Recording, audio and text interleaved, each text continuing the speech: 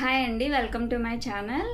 Day 1 అయితే కంప్లీట్గా blouse stitching complete అయింది. 3 వీడియోస్ అప్లోడ్ చేశానండి. స్టిచ్చింగ్ ఒకటి, బ్యాక్ పార్ట్ మొత్తం ఒకటి, ఫ్రంట్ పార్ట్ విత్ కాలర్ ఒకటి, హ్యాండ్స్ ఒకటి స్టిచ్చింగ్ కంప్లీట్ చేశాను అనమాట. ఈ 3 వీడియోలు నా ఛానల్లోనే ఉన్నాయి, ఒకసారి అబ్జర్వ్ చేయండి.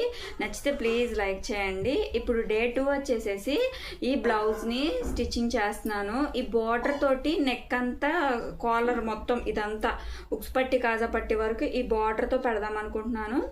నచ్చితే ప్లీజ్ లైక్ చేసి ఛానల్ని సబ్స్క్రైబ్ చేసుకోండి. ఇది వచ్చి 2 వీడియోస్ కింద అప్లోడ్ చేస్తాను. Prince cut with shape belt అనమాట. ఈ వీడియోలో ఇది prince cut with shape belt cut చేసి స్టిచ్ చేస్తాను. అలానే ఇది మొత్తం కాలర్ మొత్తం వచ్చేలాగా స్టిచ్ చేస్తాను అనమాట. ఇది కూడా 2 వీడియోస్ రావచ్చు, మేబీ కటింగ్ ఒక వీడియో, స్టిచ్చింగ్ ఒక వీడియో. మొత్తం వీడియో అంటే ఒక ½ అన్ అవర్ పైన వెళ్ళిపోతుందండి. ఈ బ్లౌజ్ అయితే చాలా బాగా వచ్చింది. డే 1 స్టిచ్చింగ్ సిరీస్లో కంప్లీట్గా బ్లౌజ్ 3 వీడియోస్లో కంప్లీట్ చేశాను అనమాట. ఇప్పుడు ఈ వీడియోలో ఈ బ్లౌజ్ ఈ బార్డర్ తోటి వీనెక్ కాలర్ స్టిచ్ చేస్తానండి. ఇదైతే బ్లౌజ్ పీసే, సో లైనింగ్ కింద వేసేస్తున్నాను. సో ఫోల్డింగ్ మన వైపు పెట్టుకొని ఈ విధంగా అరేంజ్ చేసుకోవాలి.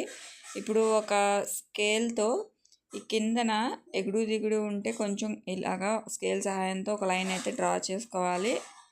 ఎల్ స్కేల్తో అన్నా డ్రా చేసుకోవచ్చు, నేను ఇక్కడ స్కేల్ యూజ్ చేస్తున్నాను. ఇప్పుడు టేప్తోనే మొత్తం మెజర్మెంట్ అండి, ఆది బ్లౌజ్ ఏమీ కాదు. 15 ఇంచెస్ పొడవు పెడుతున్నాను. ఇది 36 సైజ్ బ్లౌజ్ అనమాట, చెస్ట్ లూజు. 15 ఇంచెస్ పొడవు పెడుతున్నాను. పైన ఒక ½ ఇంచు, కింద నడుము బెల్ట్లో ఒక ½ ఇంచు కుట్టులోకి వెళ్ళిపోతే 14 ఇంచెస్ పొడవు వస్తుంది అనమాట. ఇప్పుడు షోల్డర్ విడ్త్ వచ్చేసేసి ఇదిగోండి 15 ఇంచెస్. ఇక్కడ షోల్డర్ విడ్త్ వచ్చేసి 7 ఇంచెస్ పెడుతున్నాను. అంటే ఇది కాలర్ నెక్ కదా, అందుకని ఫుల్ షోల్డర్ లెంత్ అయితే తీసుకోవాలి. ఇప్పుడు షోల్డర్ 7 ఇంచెస్ పెట్టి ఇక్కడ 4 ఇంచెస్ అనేది నెక్ పెడుతున్నాను. ఇక్కడ ఇంత వెడల్పు అనేది రాదండి, ఎందుకంటే కాలర్ వస్తుంది కదా, సో 1 ఇంచ్ అనేది లోపలికి వెళ్ళిపోతుంది. ఇక్కడ 7.5 ఇంచెస్ అనేది డౌన్ తీసుకుంటున్నాను. ఇక్కడ ఫుల్ నెక్ వచ్చేస్తుంది కదా, అందుకని ఇక్కడ 1 ఇంచ్, ఒక ½ ఇంచ్ అనేది కింద డౌన్ తీస్తున్నాను అనమాట. షోల్డర్ దగ్గర ఒక ½ ఇంచ్ డౌన్ పెట్టాను కాబట్టి ఇక్కడ 7.5 ఇంచెస్ పెట్టాను. యాక్చువల్లీ అయితే 6.5 ఇంచెస్ మామూలుగా రౌండ్ పెడతామండి. ఇక్కడ ఫుల్ షోల్డర్ తీసుకున్నాం కాబట్టి 7 ఇంచెస్ పెట్టాం, పట్టేకుండా ఉంటుంది. సో ఇప్పుడు ఈ విధంగా మార్క్ చేసుకొని ఇక్కడ జస్ట్ 9 ఇంచెస్ మార్క్ చేస్తున్నాను.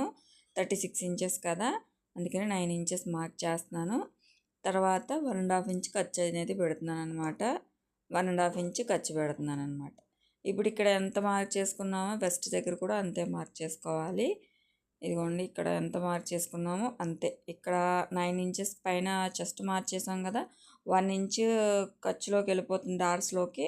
సో 8.5 ఇంచ్ అలా వస్తుంది, సరిపోతుంది. ఇప్పుడు సేమ్ యాజ్ ఇట్ ఈస్ ఈ విధంగా మార్క్ చేసేసుకోవాలి. ఇప్పుడు నెక్ వచ్చేసి ఒక ½ ఇంచ్ డౌన్ పెట్టుకోవాలండి, ఎందుకంటే కాలర్ వస్తుంది కాబట్టి డౌన్ పెట్టుకొని ఇక్కడ ఈ విధంగా ఇలా మార్క్ చేసేసుకోవాలి, అంతేనండి. ఇప్పుడు ఆర్మ్ హోల్ జస్ట్ రౌండ్ గీసేసుకోవటమే. మీకు కుదరదు అనుకుంటే రౌండ్ స్కేల్తో గీసుకోవచ్చు, లేదా ఫ్రీ హ్యాండ్తో ఈ విధంగా మార్క్ చేసేసుకోవటమే ఆర్మ్ హోల్. ఇప్పుడు దీని ప్రకారం కట్ చేసేసుకోవడం. ఇక్కడ కొంచెం ఫోల్డింగ్ అనేది ఉంది, అందుకని మీకు అలాగా లైన్లా కనిపిస్తుంది. ఇక్కడ రౌండే వచ్చిందండి, అంతేను. ఇక్కడ రౌండ్ అనేది చెస్ట్ అనేది 7 ఇంచెస్ పెట్టాం కదా, కొంచెం అవతలకి వెళ్ళింది కాబట్టి రౌండ్ చిన్నగా కనిపిస్తుంది చెస్ట్ లూజ్ దగ్గర. సో ఇప్పుడేమో ఇలా ఈ విధంగా నెక్, షోల్డర్ ఇక్కడ ½ ఇంచ్ కిందకి పెట్టాను అనమాట. ఇక్కడ నేనైతే యాక్చువల్లీ నార్మల్ బ్లౌజ్కి అయితే 5.5 ఇంచెస్ అలా పెడతాం కదా, ఇక్కడ 7 ఇంచెస్ పెట్టాము. అందుకని ఇది యువతలకి వెళ్ళి మీకు రౌండ్ అనేది చిన్నగా కనిపిస్తుంది.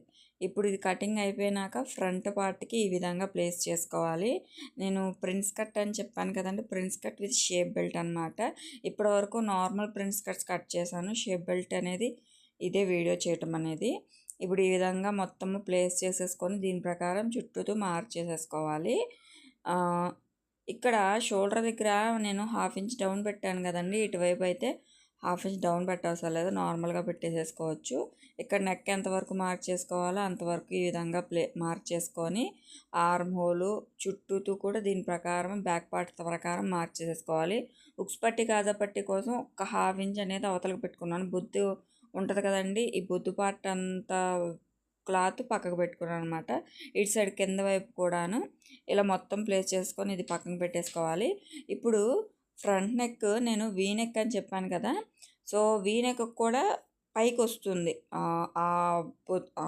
కాలర్ అనేది. సో అందుకని వీ నెక్ మనం 6.5 ఇంచెస్ 7 ఇంచెస్ పెడతాం కదా, ఇక్కడ 9 ఇంచెస్ అనేది పెడుతున్నాను అనమాట హైట్. మరి డీప్ అయిపోతుంది అని అనుకోబాకండి, మనకు కాలర్ వచ్చినప్పుడు పెరుగుతుంది కదా నెక్ అనేది, అందుకని ఇక్కడ 9 ఇంచెస్ పెడుతున్నాను అనమాట వీ నెక్. సో కుట్టాక ఎలా వస్తుందో చూడండి.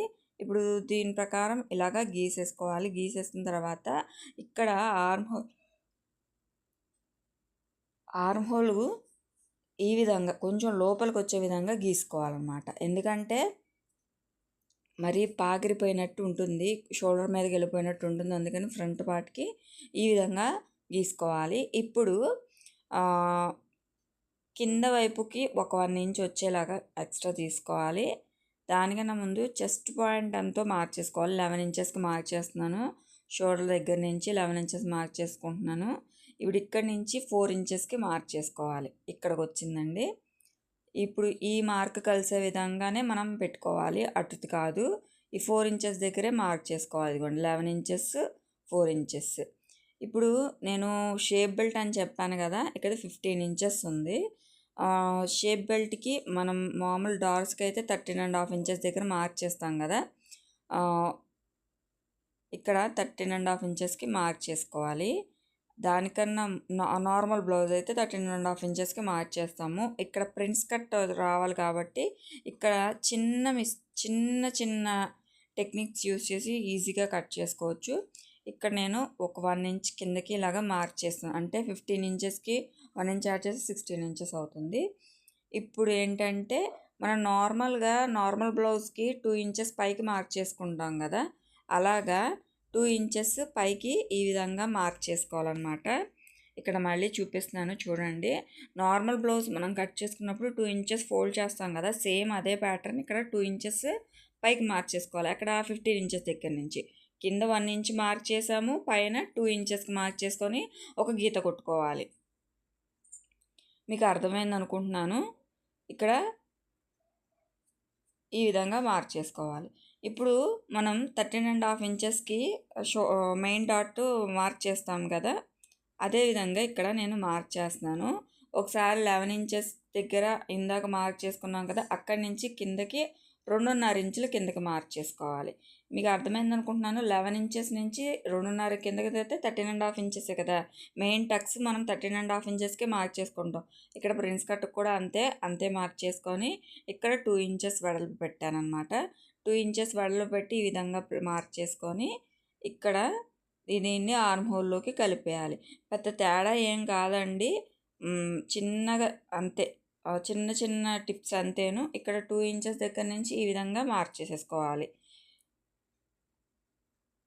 ఇప్పుడు దీన్ని ఇటు సైడ్కి కలిపేసుకోవాలి.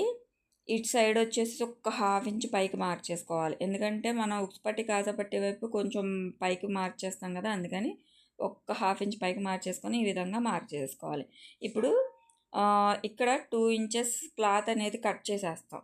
ఇక్కడ షేప్ బెల్ట్ వేయాలంటే 2 ఇంచెస్ తక్కువ అయిపోతుంది. సో అందుకని చెప్పేసి ఇక్కడ ఆ క్లాత్ అనేది కొంచెం పెంచుకోవాలి, అంటే ఒక 1.5 ఇంచ్ పెంచుకుంటే సరిపోతుంది. ఎందుకంటే ఖర్చులోకి క్లాత్ అనేది పోతుంది కదా, అందుకని 1.5 ఇంచెస్ పెంచుకొని పైన కూడా ఒక 1/2 ఇంచ్ పెంచుకొని ఈ విధంగా మార్క్ చేసేసుకోవాలి. ఇప్పుడు దీని ప్రకారం కట్ చేసేసుకోవాలి. మీకు అర్థమైంది అనుకుంటున్నాను. ఇక్కడ 1 ఇంచ్ అయితే కిందకి మార్క్ చేసుకున్నాము, 2 ఇంచెస్ ఏమో పైకి మార్క్ చేసుకున్నాము. అక్కడ 13.5 ఇంచెస్ దగ్గర మెయిన్ టక్స్ పెడతాం కదా నార్మల్ బ్లౌజ్కి అయితే, సేమ్ అలానే ఇక్కడ మార్క్ చేసుకున్నాను అనమాట. ఇప్పుడు దీని ప్రకారం మొత్తం కట్ చేసేస్తున్నాను. ఇది అయితే షేప్ బెల్ట్ సపరేట్గా కట్ చేయవసరం లేదు, దీని ప్రకారమే వచ్చేస్తుంది. ఇదే కట్ చేసేయచ్చు. ఇక్కడ 1.5 ఇంచ్ ఎక్స్ట్రా పెట్టామండి, అంతేను. 1.5 ఇంచెస్ ఎక్స్ట్రా పెట్టాను. ఇక్కడ పైనేమో ఒక 1/2 ఇంచ్ ఎక్స్ట్రా పెట్టి క్రాస్గా కట్ చేశాను అనమాట. ఇక్కడ ఈ పార్ట్, ఈ మిడిల్లో ఉన్న పార్ట్ అయితే, ఈ త్రికోణంగా ఉన్న పార్ట్ తీసేసేయాలి. ఇక్కడ లోతు ఉంది కదా, ఆ లోతు దగ్గరే కట్ చేసుకోవాలి. జాగ్రత్తగా కట్ చేసుకోవాలి.